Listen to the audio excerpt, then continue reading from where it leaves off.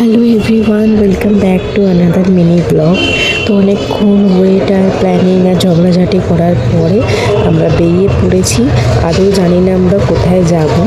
তো যাই হোক, অনেকটা রাত্রি হয়ে গেছে, দেখা যাক আমাদের বিয়ার বাবা আমাদেরকে কোথায় নিয়ে গিয়ে সারপ্রাইজ দেয়। তো হঠাৎই এসে বললো যে চলো তোমাদেরকে এক জায়গায় নিয়ে যাব। তো সত্যিই জানতাম না যে কোথায় যাব। যাই হোক, তারপরে আমরা রেডি হয়ে বেরিয়ে পড়লাম। হ্যাঁ, শর্ত ছিল যে 10 মিনিটের মধ্যে রেডি হতে হবে। তো 10 মিনিটের মধ্যে যেরকম রেডি হয়েছি সেটা তোমাদের সামনেই দেখতেই পাচ্ছ কীরকম কী রেডি হয়েছি। তো ওকে নিয়ে চলে গেছিলাম আমরা। আমি ভাবছি যে কোথায় যাচ্ছি। তো আস্তে আস্তে বুঝতে পারছিলাম যে কোথায় যাচ্ছি। রাস্তাটা আমার চেনা, কারণ এর আগেও আমরা ওখানে গেছি, কিন্তু আজকে যে সেখানে স্পেশাল কিছু ছিল সেটা আমি জানতাম না। তো সেটা ইয়ার বাবা জানতো। যাই হোক, তো আমরা চলে গেছিলাম সেখানে।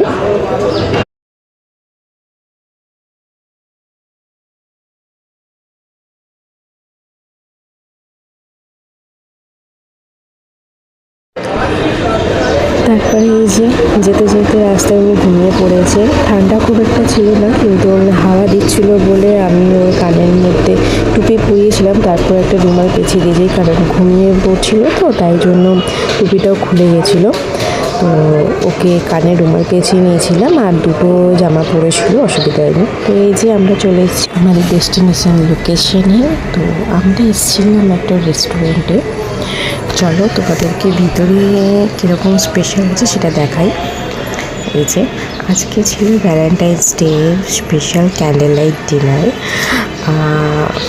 খুব সুন্দর ছিল ভিতরটা, মানে তোমাদেরকে বলে বোঝাতে পারবো না। ফার্স্টে ভেবেছিলাম যে এত অন্ধকারে ও হয়তো কান্নাকাটি করবে, কিন্তু একদমই না, ও ভীষণ এনজয় করেছে। এই যে দেখতেই পাচ্ছ ক্যান্ডেল নিয়ে ও সেটাকে দেখছে যে ভিতরে এটা কী চলছে।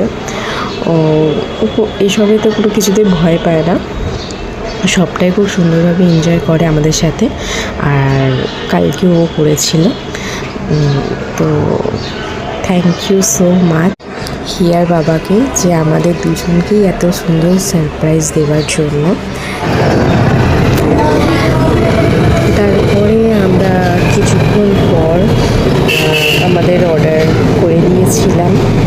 আর এই যে ম্যাডাম চামচ নিয়ে ওখানে বাজাতে চালু করেছে, আর ও নিজেই খুব হাসছে, নিজেই খুব আনন্দ পেয়েছে। ও আমাদের সাথে ভীষণ এনজয় করেছে।